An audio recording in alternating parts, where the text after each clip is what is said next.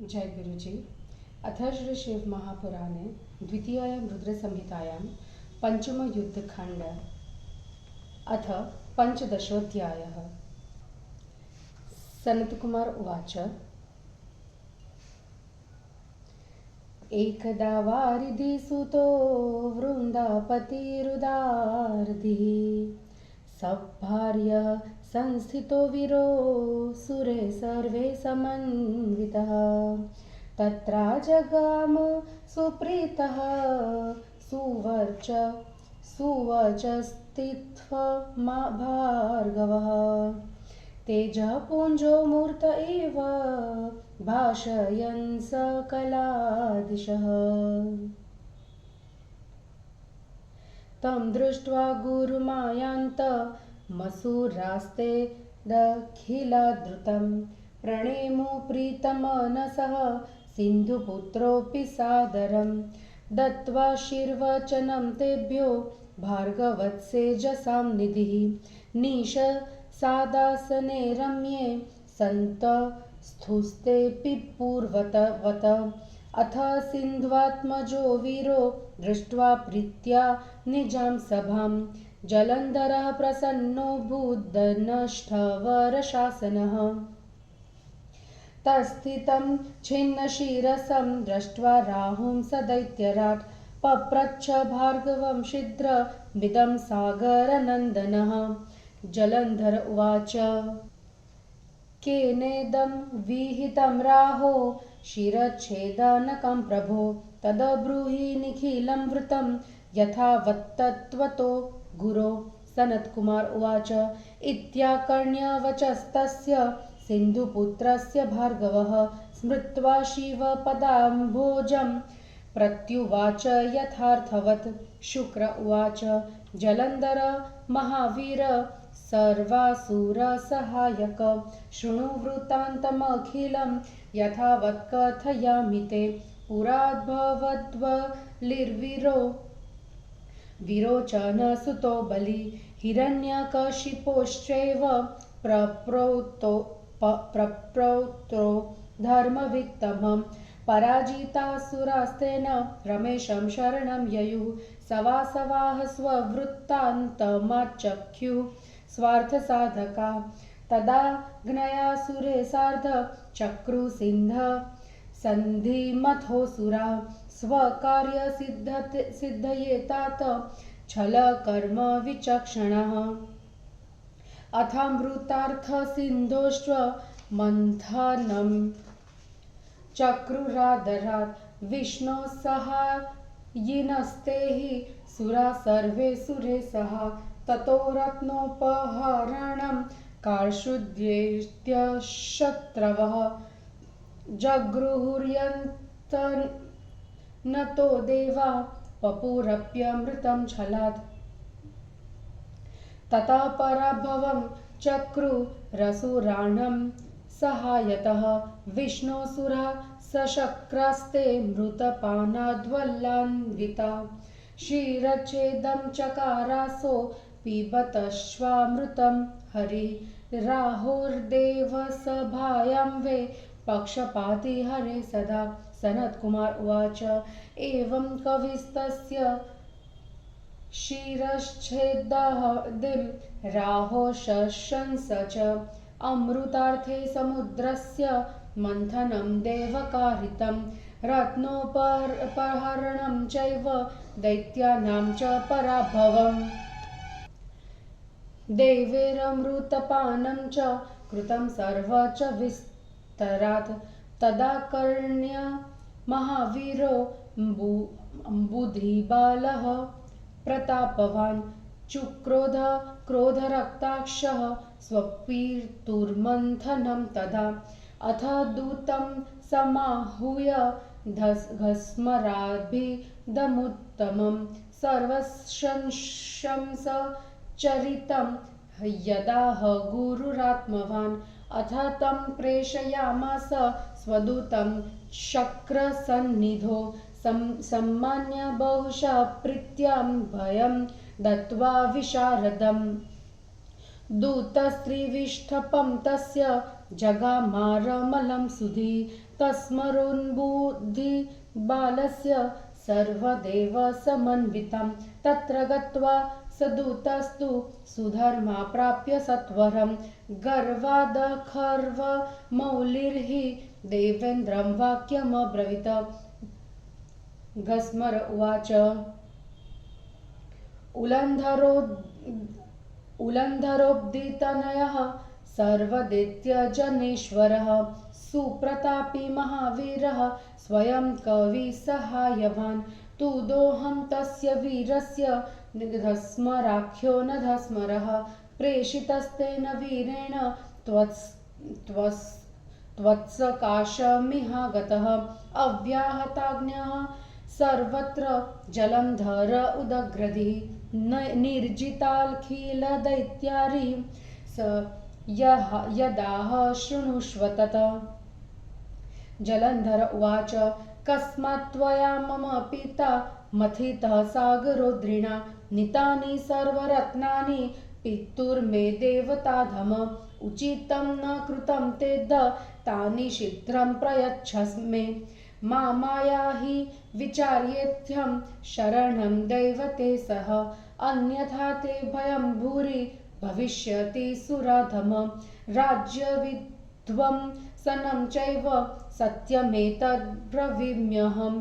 सनत्कुमार उवाच इति दूतवचः श्रुत्वा विस्मितस्त्रिदशाधिपः उवाच तं स्मरन्निन्द्रो भयरोषसमन्वितः अद्रयो मध्ययात्रस्थः स्वकुक्षिस्थायतः कृताः अन्येऽपि मद्विशस्तेन रक्षितादितिजा पुरा तस्मात् तद्रत्न जातं तु मया सर्वहृतं किल न तिष्ठति मम द्रोहि सुखं सत्यं ब्रवीम्यहं शङ्खोऽप्येवं पुरा दैत्यो मां द्विषन्सागरात्मजः अभवन्मूढचित्तस्तु साधुसङ्गस्तमुज्जितः ममानुजेन हरिणा निहतः स हि पापधिः हिंसकः साधुसंशत्य पापिष्ठः सागरोदरे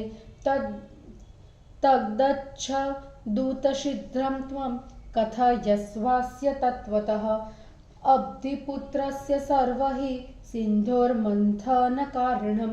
सनत्कुमार उवाच इत्थं विसर्जितो दूतो धस्मराख्यः सुबुद्धिमान् तेदेन्द्रेणागमत्पुण्य यत्र वीरो जलन्धरः तदिदं वचनं दैत्य राजोहितेन धीमता कथितो निखिलं शक्र प्रोक्तं दूतेन वै तथा तन्निशम्य ततो दैत्यो रोषात् प्रस्फुरिताधरः उद्योगमकरोत्तूर्ण सर्वदेवजिगीषया तदोद्योगे सुरेन्द्रस्य दिग्भ्यः पातालतस्तथा दितिजाः प्रत्यपद्यन्ते कोटिशस्तथा अथ शुम्भ निशुम्भार्धैर्बलाधिपतिकोटिभिः निर्जगाम महावीरः सिन्धुपुत्रः प्रतापवान् प्राप त्रिविष्टपं सद्यः सर्वसैन्यसमावृतः दद्मो शङ्खं जलधिजो नेदुर्विराश्यत् सर्वतः गत्वा त्रिविष्टपं दैत्यो नन्दनाधिष्ठितो भवत सर्वसैन्यं समावृत्य कुर्वाण सिंहवद्रवम् पुरमावृत्य तिष्ठद ददृष्टा सैन्यबलं महत निर्ययुस्त्वमरावत्य देवयुद्धाय दंशिताः ततः समभवद्युत्वं देवदानवसेनयोः मूसलेः परिधैर्बाणैर्गदापरशुशक्तिभिः तेन्योन्यं समधावेतां जघ्नतुष्ट परस्परं क्षणेन भवतां सेने रुधिरोध परिपुले पतिते पात्यनमानेश्च गजाश्वरथपत्तिभिः व्यराजत रणे भूमिः सन्ध्या भ्रट्पटलैरिव तत्र युद्धे मृतान्येत्यां भार्गवस्तान् जीवयत विद्धयामृतजीविन्या मन्त्रितेस्तोयबिन्दुभिः देवानपि तथा युद्धे तत्र जीवयदङ्गिरा दिव्योषधेः समानीय द्रोणाद्रेः स पुनः पुनः दृष्टवान् स तथा युद्धे पुनरेव समुत्थितान् जलन्धरः क्रोधवशो भार्गवं वाक्यमब्रवीत् जलन्धर उवाच मया देवा हता युद्धे उत्तिष्ठन्ति कथं पुनः ततः सञ्जीवनी विद्या नैवान्यत्रेति वै श्रुता सनत्कुमार उवाच इत्याकर्ण्यवचस्तस्य सिन्धुपुत्रस्य भार्गवः प्रत्युवाच प्रसन्नात्मा गुरुः शुक्रो जलन्धरं शुक्र उवाच दिव्योषधिः समानीय द्रोणाद्रेरङ्गिराः सुरान् जीवयत्येष वैतात सत्यं जानीहि मे वचः जयमिच्छसि चेतात शृणु मे वचनं शुभम् ततः सौरम्भुजाभ्यां त्वं द्रोणमब्धावुपाहर सनत्कुमार उवाच इत्युक्तः स तु दैत्येन्द्रो गुरुणा भार्गवेणः द्रुतं जगाम यत्रा सा वास्ते चैवाद्रिराटचसः भुजाभ्यां तरसा दैत्यो नीत्वा द्रोणं च तं तदा प्राक्षिपस्तागरे तूर्ण चित्रं न हर तेजसि पुनरायान् महावीरः सिन्धुपुत्रो महाहवम् जधानास्त्रेष्वविविधे सुरान् कृत्वा बलं महत अथ देवान् हतान् दृष्ट्वा द्रोणाद्रिमगमद्गुरुः तावतत्र गिरीन्द्रं तं न ददर्श सुरार्चितः ज्ञात्वा दैत्यहृतं द्रोणं भीषणो भयविह्वलः आगत्य देवान् प्रोवाच जीवो व्याकुलमानसः गुरुरुवाच पलायध्वं सुरः सर्वे द्रोणो नास्ति गिरिर्महान् ध्रुवं ध्वस्तश्वदैत्येन पाथोदित न ये नहि जलन्धरो महादैत्यो नायं तेजुं क्षमो यतः रुद्रां शसम्भवो ह्योष सर्वामरविमर्दनः मया ज्ञातः प्रभावोऽस्य यथोत्पन्नः स्वयं सुरः शिवापमानकृच्छक्रश्चेष्टिं चेष्टितं स्मरताखिलं सनत्कुमार उवाच श्रुत्वा तद्वचनं देवः सुराचार्य प्रकीर्तितं जयाशं त्यक्तवन्तस्ते भयविह्वलितास्तथा दैत्यराजेन तेनाति हन्यमानाः समन्ततः धैर्यं त्यक्त्वा पलायन्त दिशो दश सभासवाः देवान् दृष्ट्वा दैत्यः सागरनन्दनः शङ्खभेरीजयरवेः प्रविवेशामरावतीं प्रविष्टे नगरीं दैत्ये देवशक्र पुरोगमः सुवर्णाद्रिगुहां प्राप्ता न्यवसन्देत्यतापिताः तदेव सर्वेष्वसुरोऽधिकारेष्वीन्द्रादिकानां विनिवेश्य सम्यक् शुम्भादिकान् दैत्यवरान् पृथक् स्वयं सुवर्णाद्रिगुहां व्यगान्मुने इति श्री शिव महापुराणे द्वितीयायां रुद्रसंहितायां पंचमे युद्धखण्डे जलन्धरवधोपाख्याने देवजलन्धर युद्धवर्णनं नाम पंचमदशो अध्यायः। हिंदी अनुवाद। सनत कुमार जी ने कहा, एक बार समुद्रपुत्र वृंदावती वीर जलंधर अपनी स्त्री तथा असुरों के साथ बैठा था। वहां प्रसन्नचित्त, शक्तिशाली, मूर्तिमान, तेज स्वरूप, दसों दिशाओं को प्रकाशित करते हुए भार्गव शुक्राचार्य आ गए। उन्हें आते हुए देखकर सभी असुरों ने तथा समुद्रपुत्र ने प्रसन्न होकर सादर उन्हें प्रणाम किया। तेजस्वी भार्गव उन्हें आशीर्वाद देकर रमणीय आसन पर बैठे और वे असुर भी पहले की भांति बैठ गए। स्थिर तथा उत्तम शासन वाला समुद्रपुत्र जलंधर प्रेम से अपनी सभा को देखकर प्रसन्न हुआ। उस दैत्यराज समुद्रपुत्र ने सामने बैठे सिर कटे राहु के संबंध में शीघ्र ही भार्गव से यह पूछा। जलंधर ने पूछा, हे प्रभु गुरुजी, इस राहु का सिर किसने काटा? उसका कारण क्या रहा? आप ठीक ठीक कहिए। सनत कुमार जी ने कहा, इस प्रकार समुद्रपुत्र की बात को सुनकर शिव जी के चरण कमलों का स्मरण कर भार्गव ने उसे सही कथानक सुनाया। शुक्र ने कहा, सभी असुरों के सहायक महावीर जलंधर, तुम सुनो, मैं संपूर्ण कथा तुमसे कहता हूँ। प्राचीन काल में हिरण्यकशिपु का प्रपौत्र विरोचन का पुत्र महावीर धर्मात्मा राजा बलि हुआ था। जब उसने सभी देवों को हरा दिया, तब वे स्वार्थी इंद्र आदि को लेकर विष्णु जी की शरण में जाकर अपनी बात कहने लगे। उनकी आज्ञा से छल कर्म में कुशल देवताओं ने अपने कार्य को सिद्ध करने के लिए असुरों के साथ संधि कर ली। अमृत प्राप्ति के लिए विष्णु ने सहायक देवताओं ने असुरों के साथ आदरपूर्वक समुद्र मंथन किया। तब दैत्यों के शत्रु इन देवताओं ने समुद्र से निकले हुए रत्न चुरा लिए और कपट से अमृत को पी गए। अमृत पान से बलवान उन इंद्र आदि देवताओं ने विष्णु जी की सहायता से असुरों को हरा दिया। इंद्र के पक्षपाती विष्णु ने सभा में अमृत पीते हुए राहु का सिर काट दिया।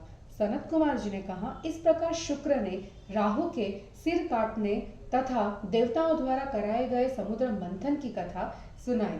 रत्नों की चोरी, दैत्यों की हार तथा देवताओं द्वारा अमृतपान इनको विस्तार से सुनकर महावीर प्रतापी समुद्रपुत्र अपने पिता के मंथन की बात सुनकर अत्यंत क्रुद्ध हुआ।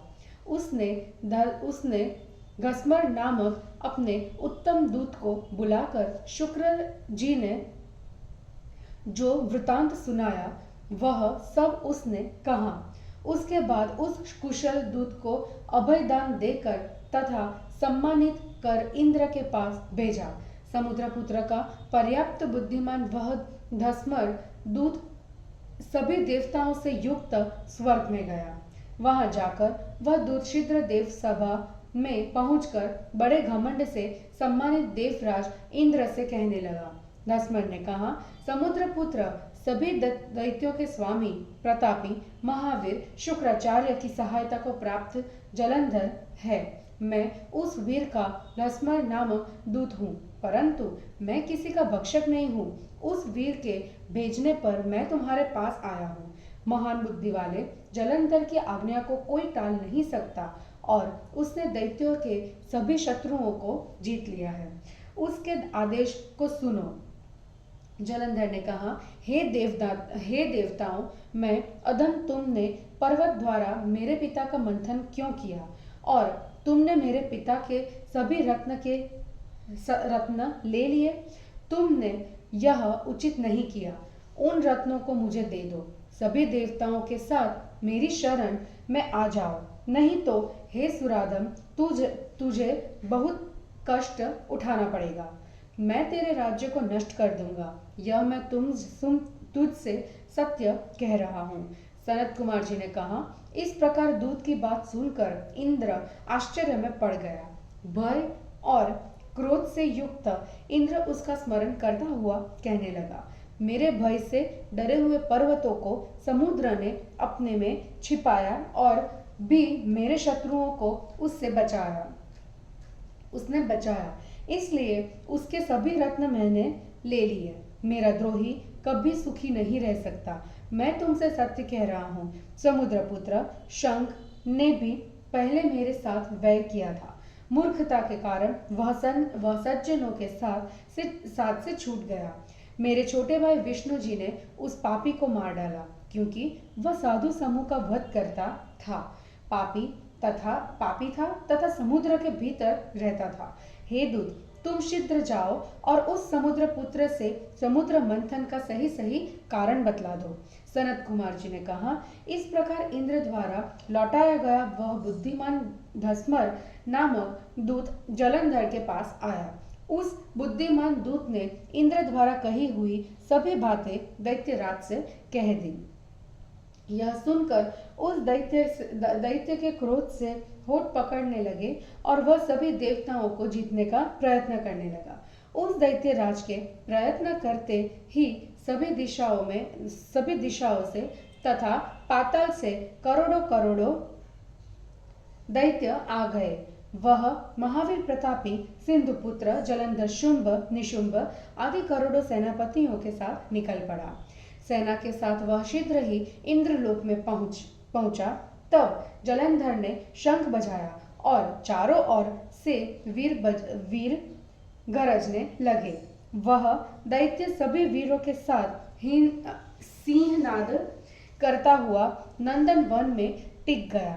नगर को घेर कर स्थित उस सैन्य बल को देखकर सभी देवता कवच धारण कर युद्ध के लिए निकल पड़े। उसके बाद दानव सेना का मुसल, परिद, बाण, गदा, परशु तथा शक्ति आदि को लेकर युद्ध प्रारंभ हो गया। वे एक दूसरे को मारने के लिए आपस में दौड़ने लगे। क्षण भर में दोनों ही सेनाएं खून से लथपथ हो गई। गिरे हुए तथा गिराए जाते हुए हाथी, घोड़े, रथ, पैदलों से वह रणभूमि ऐसे शोभित हो रही थी जैसे सायंकाल के लाल बादल छा गए हो। युद्ध भूमि में मरे हुए दैत्यों को भार्गव ने संजीवनी विद्या से अभिमंत्रित जल द्वारा पुनः जीवित कर दिया। द्रोणाचल से दिव्य औषधि को लेकर अंगिरा ऋषि ने भी देवताओं को पुनः जीवित कर दिया। युद्ध में देवताओं को पुनः उस प्रकार जीवित हुए देखकर जलंधर क्रुद्ध होकर भार्गव से कहने लगा। जलंधर ने कहा, जिन देवताओं को मैंने मार दिया है वे फिर कैसे जीवित हो जा रहे हैं? मैंने तो सुना है कि आपके अतिरिक्त कोई मृत संजीवनी विद्या नहीं जानता। सनत कुमार जी ने कहा, सिंधुपुत्र की इस बात को सुनकर दैत्य गुरु शुक्र ने प्रसन्न होकर जलंधर ने कहा, हे तात, अंगिरा ऋषि द्रोणाचल से दिव्य औषधि को लाकर जीवित कर दे रहा है, यह सत्य है। यदि हे तात तुम अपनी विजय चाहते हो तो शीघ्र द्रोणाचल को बाहों से उठाकर समुद्र में डुबा दो। सनत कुमार जी ने कहा, गुरु भार्गव की बात को सुनकर वह दैत्यराज वहां गया जहां यह पर्वतराज था। दोनों बाहों से शीघ्र ही द्रोणाचल को लेकर उसे समुद्र में डुबा दिया। शिव जी के तेज के लिए यह आश्चर्य की बात नहीं है। यह महावीर सिंधुपुत्र फिर बहुत सी सेना को लेकर युद्ध भूमि में आया और विविध अस्त्रों से देवताओं को मारा।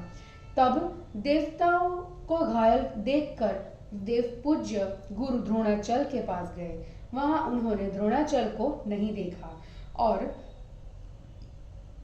गुरु ने यह जाना कि द्रोणाचल का अपहरण दैत्य ने किया है, तो वे भयभीत होकर देवताओं के पास आए और कहने लगे।